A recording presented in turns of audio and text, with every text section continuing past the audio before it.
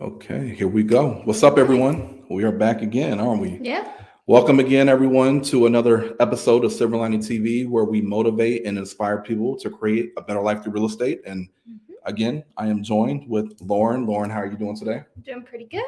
Glad to be Awesome. back for Oh, how many weeks? It's just a part of my schedule now. I'm like, what time are always, we doing Silver Lining TV? absolutely. And obviously, you're my favorite guest. Oh, even you're not even a guest anymore. As You're it say, just this is just our show. co-host pretty much at this point. But we're going to break down something that it's a question we get asked quite frequently from our clients and just people we talk to every day. What is the difference between a pre-qualification and a pre-approval? Mm-hmm.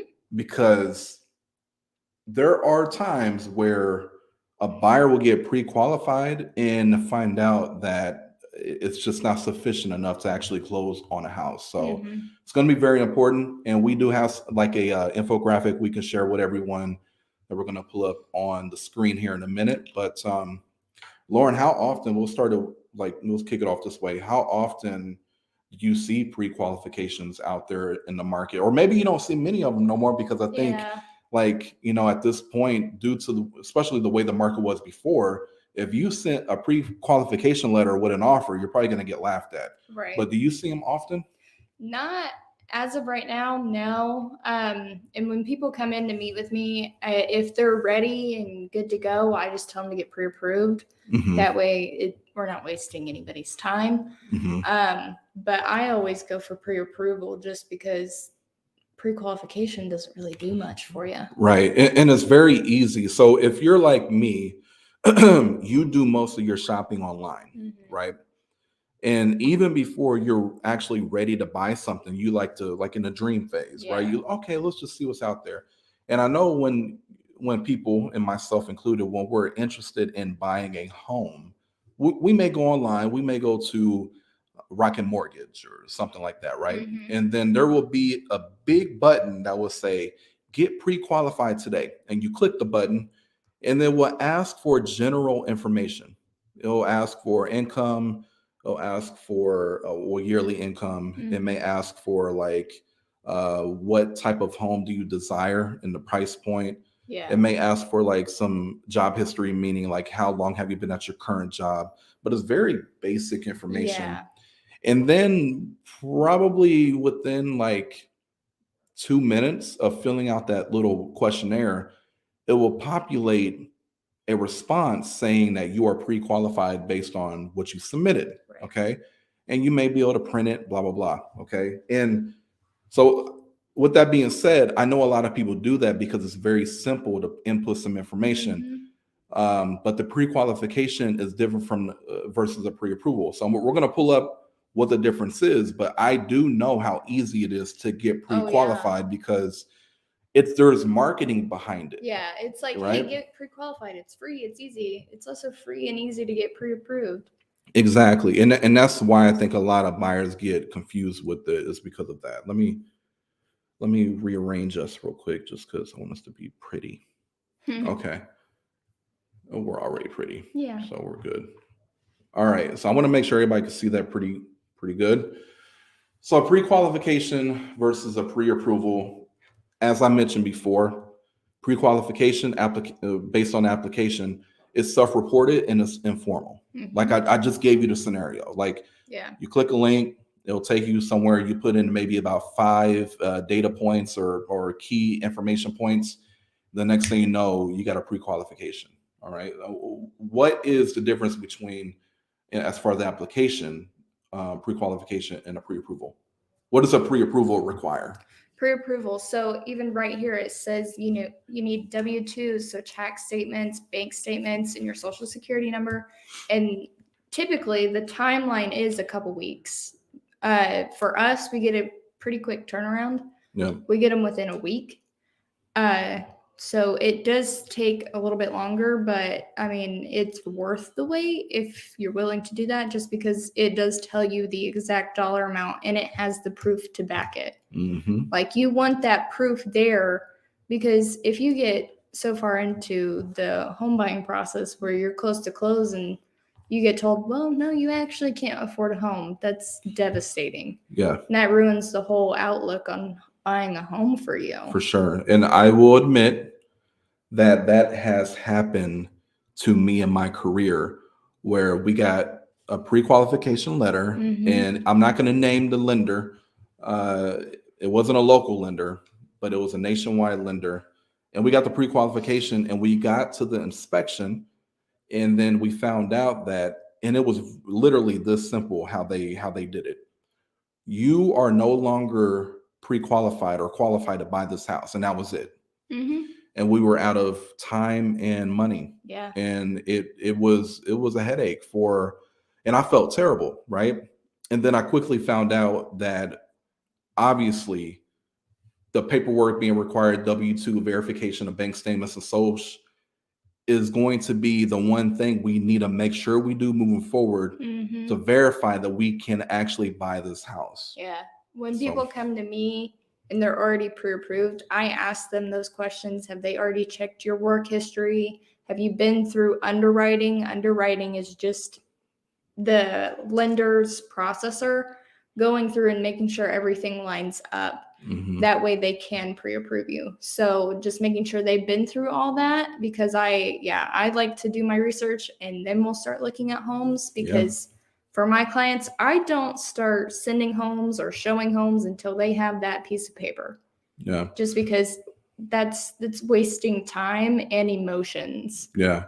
Yeah. And there will be times, again, where it could take up to a week or two. What we have found, and a lot of the lenders we use on a daily basis, they've done a great job of automating a lot of the process these days. So now if we meet with a buyer for a consultation, we're a lot of times able to get them pre-approved within an hour. So by the time we leave the consultation, they already got a pre-approval letter in hand. Right. So could it take longer? Yes. If there are, let's say, some unique things on that particular client's like credit history or income, maybe some weird gaps in between, like jobs or something like that, it could require us jumping through some hoops, and that's okay. Only then only then will it take maybe a week or two. Right. Okay.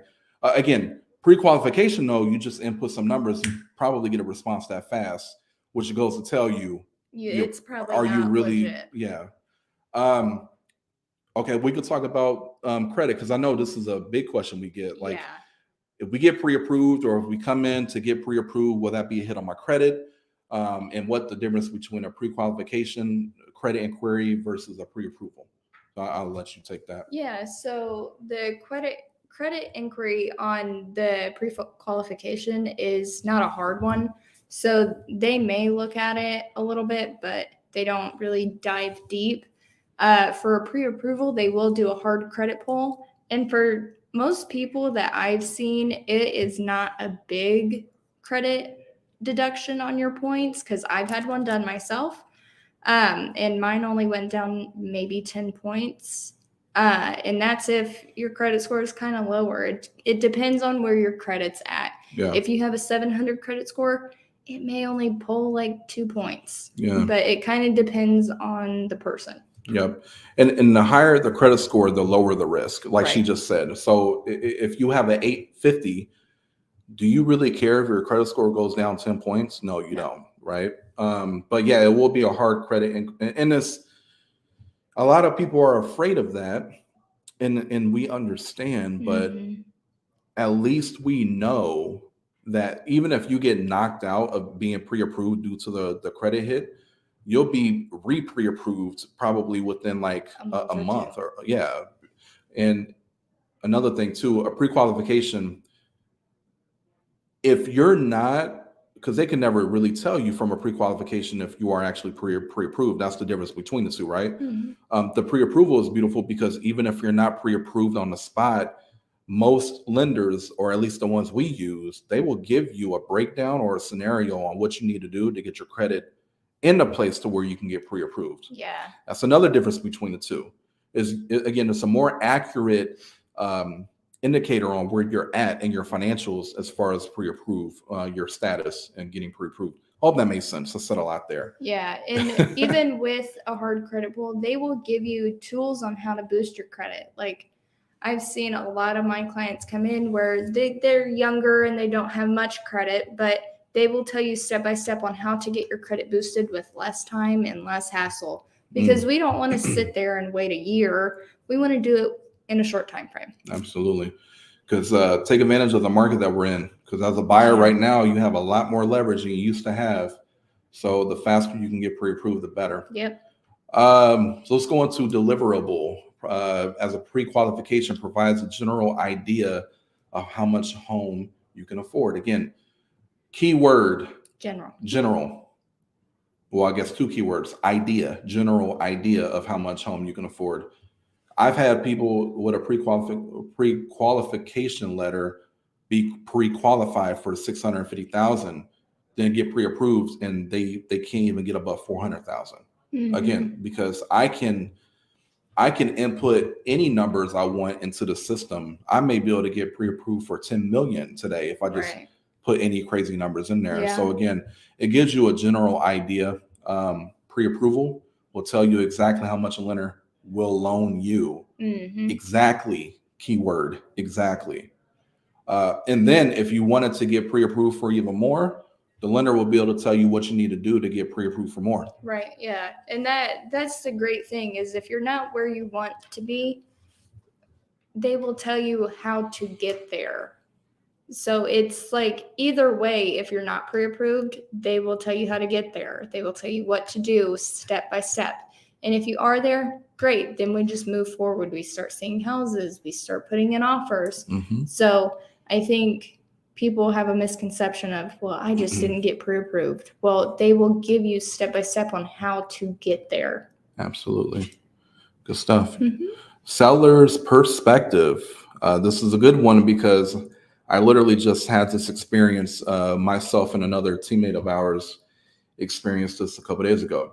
If you got a pre-qualification letter, they're probably going to laugh at you, like I mentioned before. As a matter of fact, if you were alive during 2020, during the pandemic, you couldn't even step foot in the house unless you showed proof of pre-approval or proof of funds, right? Pre-approval, not pre-qualification. Again, pre-qualification is just a letter with numbers on it. Pre-approval is what sellers will request for if you're going to submit an offer, they're going to want that with it. Okay. As a matter of fact, like I said, in 2020, if you didn't have that, you weren't able to look at a house. Right. Okay.